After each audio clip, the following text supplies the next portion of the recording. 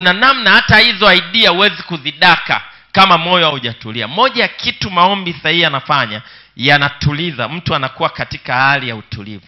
Ndio Biblia inasema ukiwa kwenye hali ya usumbufu, kimbilia kwanza kwenye maombi. Maombi atakupa utulivu. Wakati umetulia ni rahisi kudaka hata hiyo idea ya Mungu. Kuna wakati mwingine idea inakuja inakuta mtu amevurugwa akili, haidaki, haipati. Bwana Yesu asifiwe sana. Biblia inasema kwenye mlima wa Bwana itapatikana. Kwa hiyo kuna umuhimu wote kwenda, na hapa anaongelea nini? Anaongelea mahitaji. Kwa sababu Biblia inasema hapo juu ameanza anasema mahali pale pakaitwa Jehova Yire, na anasema hata leo ndivyo ilivyo. Na maana yake nini? Kwenye mlima wa Bwana itapatikana. Kwenye maombi huwa inapatikana. Kwenye maombi inapatikana. Watumishi wa Mungu wanaweza wakawa ni mashahidi pamoja na mimi. Kuna vitu vingine baada ya kutoka kwenye maombi ndio unakutana na majibu yake. Umetoka kwenye maombi, jambo limesumbua, baada ya kuingia nalo kwenye maombi unatoka, ndio Mungu anakutana na hilo hitaji. Maana yake kwenye maombi inapatikana. Amen. Kwa hiyo maisha ya maombi yanauruhusu. Ndio maana hata Yesu akasema ninyi salini hivi: Baba yetu uliye mbinguni, jina lako litukuzwe, ufalme wako uje. Alafu anasema utupe leo riziki yetu. Riziki inapatikana pia kwenye maombi. Ndio anasema utupe leo riziki yetu, utupe leo mahitaji, ukutane na mahitaji yetu ya leo. Amen. Bwana Yesu asifiwe sana. Na ule mfano wa Yesu anasema imewapasa kumwomba Mungu siku zote, wala wasikate tamaa. Maana kila siku ni siku ambayo mtu anapaswa aombe, na moja ya kitu maombi yatafanya, yataachilia riziki ya siku hiyo. Anasema utupe leo riziki yetu. Alafu kwenye Luka 18 anasema imewapasa kumwomba Mungu siku zote. Maana kila ikiitwa siku ni siku ya nini? Siku ya maombi. Na moja ya kitu maombi yatafanya, aseme utupe riziki, utupe wiki hii riziki yetu, utupe leo riziki yetu. Maana ikipita ya leo, kesho tena, kesho kutwa tena. Kwa maombi yana muunganiko pia na riziki ya mtu au mahitaji ya mtu. Amen. Bwana Yesu asifiwe sana. Kwa kuna wakati mwingine tunakwamisha mfumo wa ugavi wa kiungu kwa sababu ya kupuuzia maisha ya maombi, Sasa si lazima ukiomba uombe mahitaji, unaweza ukaomba tu hata vingine, lakini ukiomba kuna muunganiko pia wa maombi na mahitaji. Bwana Yesu asifiwe sana. Biblia inasema kwenye Yakobo sura ya 4. Yakobo sura ya 4 mstari wa 2.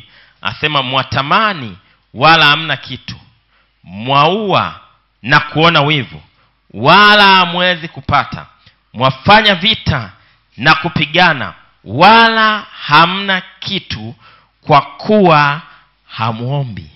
Anasema hamna, sio kwa sababu havipo, kwa sababu hamuombi. Kwa tunapoomba tunapokea, tunapata. Bwana asifiwe sana.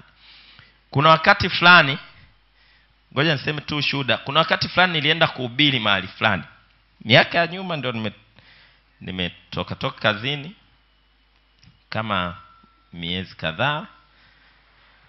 Alafu nikawa nimeitwa kuhubiri mahali fulani, na ni mahali ambapo niliwahi kuwa na support nilipokuwa kazini.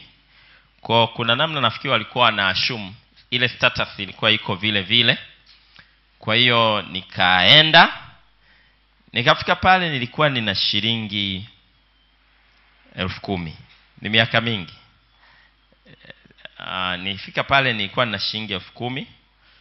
Nikahubiri wiki nzima. Alafu ni nauli yangu kurudi nyumbani ilikuwa ni hela kadhaa, karibia 50,000 nauli. Kwa hiyo nilienda na nauli ya kwenda, ya kurudi ilikuwa pia inakaribia kama 50,000. Kwa hiyo sijui kilichotokea. Kwa mimi mpaka siku namaliza nilikuwa nimebakiza 3,000 kwenye ile 10,000. Alafu kuna assumption kwamba huyu mtu status iko vile vile, haijabadilika. Kwa hiyo hakuna chochote, utaratibu wote ulifanyika wa nauli. Kwa nikapelekwa stendi, nikaachwa stendi na 3,000. Kwa ikabidi nigeuze mawazo ghafla, nitafute ruti nyepesi. Kwa nikapata karuti kepesi ambapo kulikuwa na mtu namfahamu, nikaenda. Sasa nilivyokuwa kwenye point yangu nataka kusema ni nilivyokuwa kwenye ile gari naenda sasa pale pafupi, pa nauli ndogo, ili nifike pale kuna mtu namfahamu, alafu nifanye mpango wa kurudi wapi? Nyumbani, nipate hiyo 50. Bwana asifiwe sana. Nilipokuwa kwenye gari nikaanza kumuomba Mungu. Nikamwambia Mungu, haiwezekani hii iwe hivi. Yaani haiwezekani nikose nauli, yaani haiwezekani. Na mimi ni mtumishi wako na maandiko yanasema wataendaje wasipopelekwa. Hilo tu ndio nilisimamia. Kwa ni kama hii kazi ili iendelee lazima awepo mtu ambaye atainuka kwa ajili ya kusapoti hii kazi. Vinginevyo hii kazi itakuwa ni ngumu. Nakumbuka niliomba maombi ya mzigo sana. Nikafika kule nikaongea na huyo mtu, alikuwa ni ndugu yangu, akanilipia nauli, nikarudi nyumbani. Niliporudi nyumbani ni ile wiki akanitafuta mtu bila kumpa hint, bila kuonyesha chochote, bila kumuelezea hata hisi isemage, hata wengi hamjawahi kusikia. Lakini miaka zaidi ya 5 imepita. Miaka 5 nafikiri au zaidi. Kwa hiyo akanitafuta mtu akaniambia, "Pastor, Mungu amezungumza na mimi, nilipie safari zako zote za injili, nauli. Kwa kila unapotaka kwenda utakuwa unaniambia." Ile iliitikia nini? Maombi. Bwana asifiwe sana. Biblia inasema ampati kwa sababu amfanya nini? Amuombi. Yule mtu akasapoti safari za injili, nauli, mahali kote nilipokuwa naenda kwa muda wa miezi kama, alisapoti kwa muda kama wa mwaka na kidogo. Alafu mwaka baada ya hapo nikawa maanake nilikuwa namtumia ratiba kwamba nitaenda mahali fulani kwa ratiba ya mwezi. Mimi nasafiri sana. Nitaenda mahali fulani, anakava zile nauli. Lakini baada kama ya mwaka namtumia ratiba, anijibu kitu. Mara ya kwanza nikaona kimya, mara ya pili nikaona kimya. Mimi sijahangaika na yeye, nikahangaika na aliyemleta. Kwa hiyo nikaenda tena kwenye maombi. Unajua kilichotokea? Akaja mtu mwingine tena bila kumpa hint. Akaniambia, "Pastor, safari zako zote za ndani na nje ya nchi nitakuwa nalipia mimi nauli." Na huyo mtu amekuwa mwaminifu kwa miaka 4 sasa. Bwana Yesu asifiwe sana. Baada ya miezi 6 ndio yule anakuja kuniambia, "Pastor, samahani, unajua nilikaa kimya kwa sababu moyo wangu ulisukumwa tena kusapoti mwingine." Nikamwambia, "Uwe na amani mtumishi wa Mungu." Kwa sababu Mungu tayari wakati wake ulikuwa umeisha, anatakiwa aje mtu mwingine. Bwana Yesu asifiwe sana. Point yangu ni nini? Wakati mwingine hatupati kwa sababu hatufanyi nini? Hatuombi. Maombi yana ugavi wetu wa kiungu. Kwa jifunze kwenda mbele za Mungu kwa mahitaji. Amen. Na Mungu ana tabia ya kuitikia mahitaji yetu kupitia maombi yetu.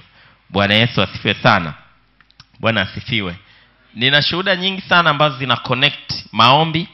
Kuna wakati mwingine nafikiri na Pastor Dickson alisema ile siku ya kwanza, nafikiri alisema kuna wakati unapopunguza kasi ya maombi kama mtumishi wa Mungu, unaanza kuona na uchumi unaanza kupungua. Maana yake kuna muunganiko wa moja kwa moja wa maisha ya maombi ya mtu na uchumi. Sasa si kanuni pekee, ndio maana kuna umuhimu wa kanuni zingine ziwepo mahali pake, ili na hii mojawapo pia ni ya muhimu sana wakisha hizo zingine zinafanya kazi kwa pamoja. Amen. Bwana Yesu asifiwe sana. Biblia inasema kwenye Yakobo 4:2 anasema, "Mwafanya vita na kupigana, wala hamna kitu kwa sababu hamuombi." Hamna kitu kwa sababu hamuombi. Mathayo 7:7 anasema, "Ombeni nanyi mtapewa." Ombeni nanyi mtapewa. Mathayo 6 anasema, "Utupe leo riziki yetu." Tupe leo mahitaji yetu. tupe leo mahitaji yetu. Kwa hiyo unapoomba unaruhusu mfumo wa mbinguni kukutunza, kukutana na mahitaji yako. Unaruhusu mfumo wa mbinguni kukutana na mahitaji yako. Amen. Bwana Yesu asifiwe sana. Kwenye maombi mara nyingi nini kinatokea linapokuja? Kwa nini maombi ni muhimu kwenye swala la mahitaji na nini? Kwenye maombi mara nyingi Mungu anaachilia amani na utulivu. Amani na utulivu. Na moja ya kitu amani na utulivu huwa inafanya, huwa inasababisha mtu aanze kuona vitu kwa usahihi. Aanze kuona vitu kwa usahihi. Wakati umebanwa na mahitaji, alafu unasikia kuchanganyikiwa, uwe na uhakika muda ule hautaona vitu kwa usahihi, hautafanya vitu kwa usahihi. Kwa moja ya namna ya kufanya, nenda kakae kwenye maombi mpaka ile haja yako ijulikane na Mungu, na ishara ya kwamba ile haja yako imejulikana na Mungu, utakuwa na amani na utulivu ndani. Baada ya pale ni rahisi kuona vitu kwa usahihi. Bwana Yesu asifiwe sana. Bwana asifiwe. Hata Ajiri hakuweza kuona fursa iliyoko jirani yake wakati yuko kwenye vurugu, mpaka alipotulia ndipo akaona kumbe kuna kisima jirani yake. Kwa maombi atakachofanya ataachilia amani na utulivu. Lakini mara nyingi pia Mungu anaachilia maelekezo tunapoomba. Anaachilia maelekezo tunapoomba. Niwapa juzi ushuhuda wa kilichotokea baada tu ya maombi. Kapata maelekezo ndani yangu ya kusalimia mtu, alafu kuna jambo likatokea ambalo lilikuwa kimsingi alihusiana na salamu kivile, lakini kulikuwa na maelekezo yalitokea pale. Na ukitia hayo maelekezo kwenye maombi, utashangaa namna ambavyo Mungu anakutana na mahitaji yako. Kwenye maombi Mungu anaachilia maelekezo, Mungu anaachilia nini cha kufanya. Mungu anaachilia nini cha kufanya. Lakini pia kwenye maombi utajua nini cha kufanya.